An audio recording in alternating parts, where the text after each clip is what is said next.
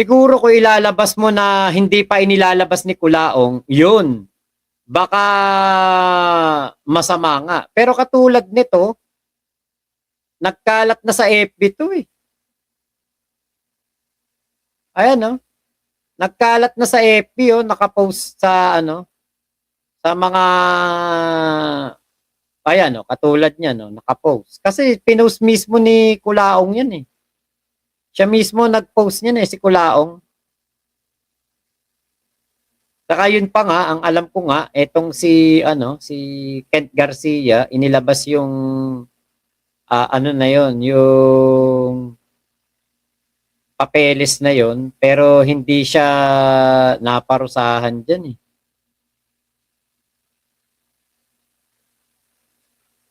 Ito, ano pa to?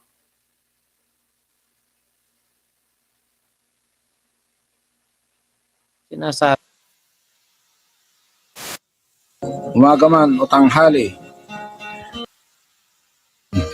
sa mundong ibabaw na ito, meron lang akong ipapakita sa inyo guys. Antonio Marcos, Father Pacifico Edralin Marcos. Yan na nga, ayan, eto nga, kay ano to eh, kay Roman Carino, na-post pa. Oh, okay, Golden Takore. Baka ano yun, baka hindi pa nilalabas ni Kulaong, kaya ganon. Kasi eto, nilabas na to ni Kulaong eh.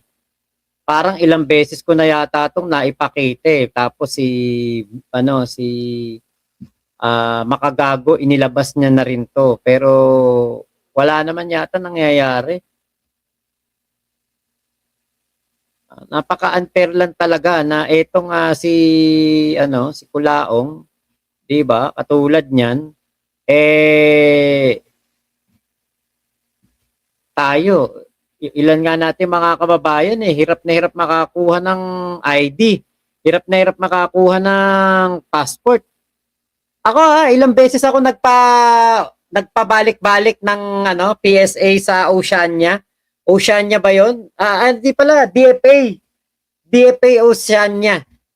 Ilang beses ako nagpabalik-balik diyan. Sa pagkuha ng passport. Dahil meron kung ano-ano mga hinahanap sa akin.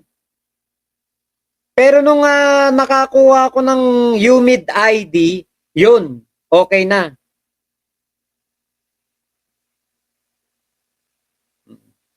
Eto nga, ano to eh. Thumbnail to ni ano, thumbnail na ito ni Makagago. Kaya tingin ko wala na yung mga ganyan-ganyan ngayon kasi naka-thumbnail nga, hindi naman dapat na-take down na yung video niyan. 'Di ba? Kasi kung may problema pa rin 'yan, baka na-take down yung video. Okay, yan ang pinakamalupit na tumagal na Kulaong vlogger, si Roman Carino. Hanggang ngayon, hanggang ngayon. Pro Kulaong pa rin yan. Okay, wala pa rin yung ano, wala pa rin yung hindi ko makita dito yung ano, yung video na merong ano, merong sinasabi yung ano, yung papeles ni Kulaong. Ito yun. Ito naman yung isa na sinasabi ni Kulaong, yung dalawa ang kanyang pagkatao.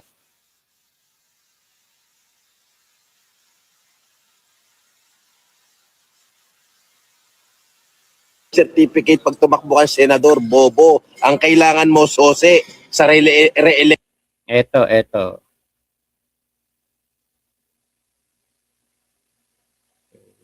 Play natin. Kantotan, ang sabi ni Kantotan, mukhang hindi ka na makakatakbo, bawal daw peking birth certificate.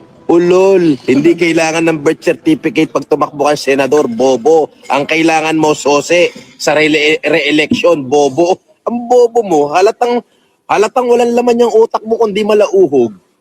Bago ka tumakbo, okay, kailangan, kasi di ba kinasuhan ako ng anti-alias law, naging issue na yan. So, hindi na ngayon siya issue, bobo. Oo. Dahil acquitted na ako, may court decision doon. Putang ina mo, bobo, patay gutom kang balye ng dayok-tok ka. Ayop na to. Nagmamarunong ka na naman, hindi ka nga nakapag-aral, putang ina mo, di ba? Ninakaw mo nga yung mga gamit ko, di ba? Ninakaw mo lahat, di ba? Magnanakaw kayong dalawang mag-asawa, di ba? Di ba, Joncho? Pero putang ina mo, pinatawad na kita. Oo. Pero yung mga taong dinamay mo, putang ina mo, hindi ko alam kung pinatawad ka na. Ako pinatawad na kita, putang ina mo ka. Oo. Hindi na kita papatayin. Oo. Ilalampaso ko na lang yung mukha mo, tapos may kopya ako ng warrant mo, pauhuli kita. Kailan kaya natin mapapanood ulit si Kulaong na ganito kayabang? Yung sa mga video na nakita natin ng mga nakaraan, ano? Hindi ko makita yung ano. Yung kasi ano yun eh, sabi Filipino lawyer ko napanood yun, na sinasabi nga ni Kulaong na ipapalit registration yung kanyang birth certificate. Hindi ko na makita eh. Wala na yung FB ni ano eh. Sinungaling sa desisyon. Sabi niya na-acquit daw siya. Eh ang totoo doon, 'di ba, na ano siya, na hatulan siya, na guilty sa anti-alias law. 'Di ba, Ate Ira?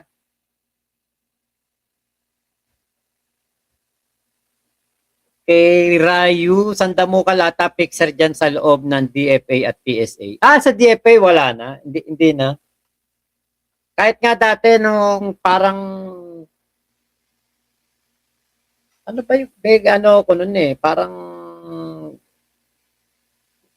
naghanap ako noon na madaling makakuha ng passport. Wala nang ganun ngayon.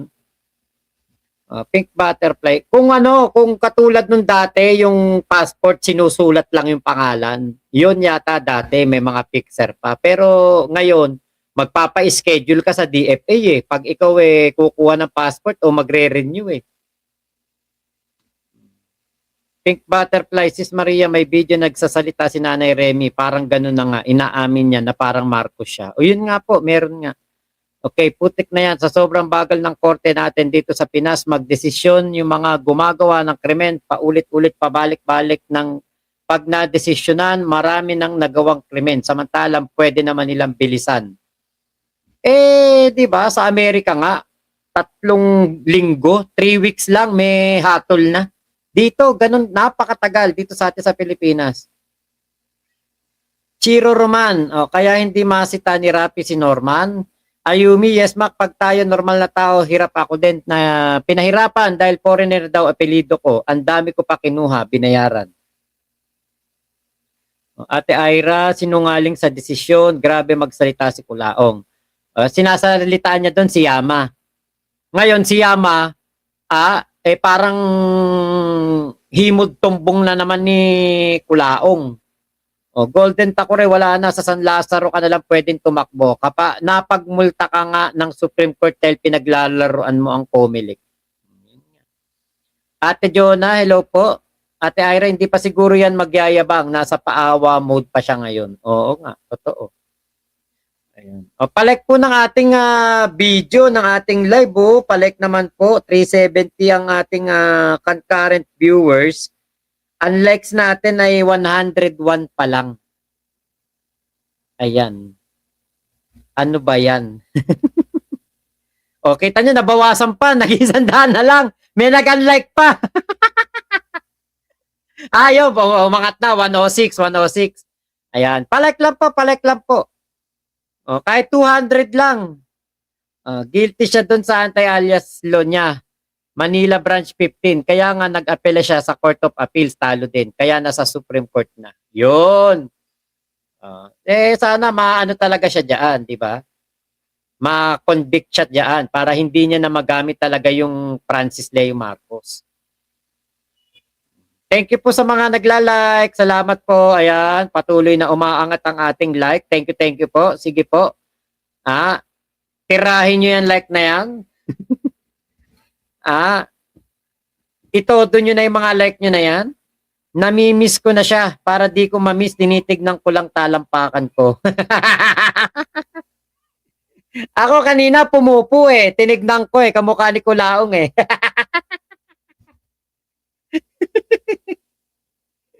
Nako.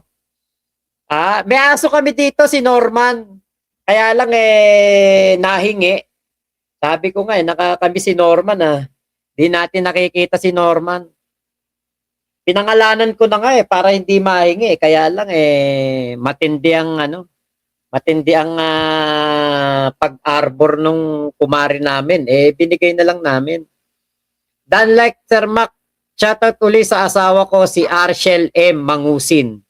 Ano niya? Elmo, si Norman Mangusin. Lang kaya ka, pinagtitripan mo yung yung asawa mo Okay, Norman Shepherd. Yun na yung aso namin, Askal. Kamukha lang ni Kulaong. Kaya sabi ko pangalan natin dyan, Norman. Sabi ko nga, Kulaong na lang eh. Sabi ni Jay, kawawa naman. Aso eh. Tapos eh baka maging ni Kulaong. Sayang, hindi ko na download dun sa doon sa post ni ang nag-post nun si Sabi.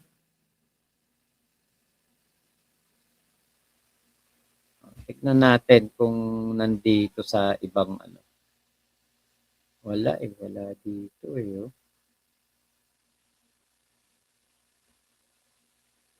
Actually, kaya nga si Kulaong dun eh. Kaya inaano rin itong si Attorney Kalinisan, etong si Kulaong, di ba? Kaya din hinuli. Dahil nga sa ang dami nitong mga fraudulent na ID, papeles. Hindi naman pwede yung gano'n na may NBI clearance nga to eh. Diba? May NBI clearance yan na Norman Mangusin. Tapos magugulat tayo biglang meron na siyang mga ID na ang nakapangalan Francis Leo Marcos. Hindi pwede yun. Napakalaking katarantaduhan nun. Sayang, di natin nakita kay yun. Magpapalit siya ng pangalan. Frank K. Laong na siya ngayon. Kuya Manny Evangelista, hello po. Kuya Richard, Mac, yung aso mo pag nagbinatayon, Daburaot.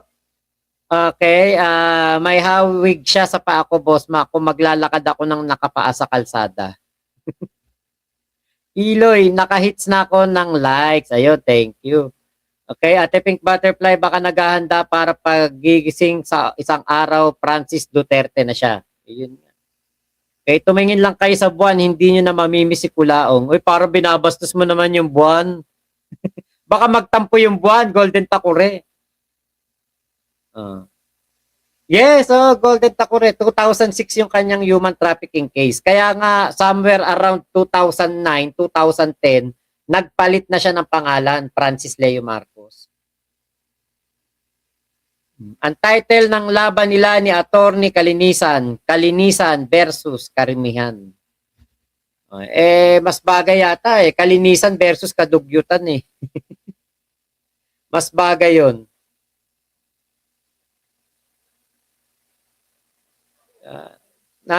Biruin nyo itong mga Chekwa, nakarating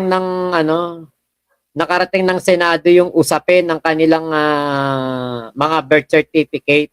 Pero nga, kung itong si Kulaong, inaksyonan na nila noon pa, di ba?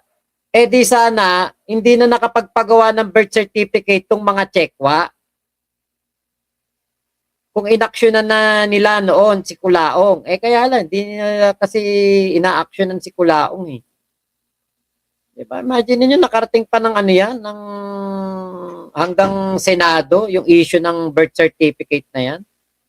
Tignan nga natin sinasabi. Submit a report of the status to this committee, Your Honor. Or possibly, Senator Erwin, even earlier, ASG Panga, during this hearing, pwede bang may pumuntang galing dun sa another team na in charge dun sa 1,640 other cases para magbigay ng update sa komite? I can send a Viber message to our chat group and ask for status report, Your Honor. Please, and then you have to put that on record during this hearing. Senator Erwin. Yung sinasabi ko lang kasi, Madam Chair, they were invited here. Alam naman nila ko siguro na pag-uusapan natin itong kay Joseph C. na ito, nakita naman siguro nila. Pagkatapos hanggang ngayon nakatenga yan. Yung mga sila hong in charge dyan. Ilan pa ho kaya ang sinasabi? Kailan natin matatapos ito? Kailan natin malilinis po yung listahan ng PSA na itong mga foreign nationals na ito na maalisan ng mga birth certificate? Kailan ho kaya ito? That's our question, Madam Chair. That's all for me, Madam Chair. Thank you, Sen. Erwin. And before Sen. Rafi, I think Attorney Arvin Santos of BI would like to add to this question. Thank you, Madam Chair. Actually, just to provide information that Mr. Joseph C. is on his way right now. He's accompanied by our medical doctor. Okay, very good. Salamat sa information. Senator Rafi? Okay, OSG, dun sa 1,640, ilan ang nakansela nyo? O baka wala pa rin kahit isa? Again, Your Honor, I'm not privy to that, but Jesus Christ. as per information related to this committee from PSA, Ano kayo? Inutil kayo o inutil kayo, sir? Your Honor, Kayo dun sa OSG. we cannot be privy to cases not assigned to us. Well, sabi lang ni PSA, in-endorse na raw sa inyo noong 2024 pa. Tapos ngayon sabi mo hindi ka privy. Yes, Your Honor. I'm sending a chat. Then ba't ka pa pumunta rito kung hindi ka pala privy doon sa mga sinasabi? Eto 2024 pa pala to. Oh, si Kulaong 2021, nirereklamo na yan eh. Ah?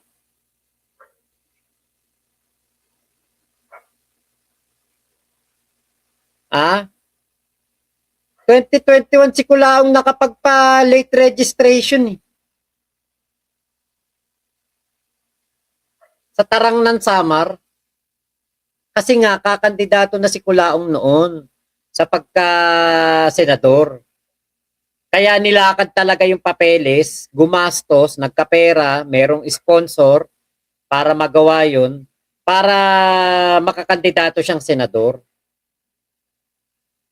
Diba? Kung na-actionan nila to, nung 2022 na inirereklamo na ng mga kami, nirereklamo namin yan noon.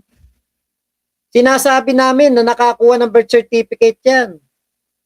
Walang nakikinig. O di sana na-stop na yung yung 2024, dumami yung mga, nung 2022, dumami yung mga Chekwa doon sa Mindanao. Di napigilan sana. Kaya lang sinamantala kasi ni Kulaong din yung yung panahon ni Digong, pwedeng bayaran lahat na nagtatrabaho sa gobyerno. Sabi nitong si Atty. Ambatali. Your Honor, I was invited because we are the ones handling the Joseph C. case. But you know that, like what Senator Erwin said, na you will be asked these kind of questions. Kasi we're talking about citizenship nito mga Chinese na obtained fraudulently yung mga birth certificates nila. So you should have did some research. Kasi Maaring yung nagbigay ng birth certificate kay Kulaong sa Tarangnan Samar, yun din ang nagbigay ng birth certificate sa mga Chekwa sa Visayas region.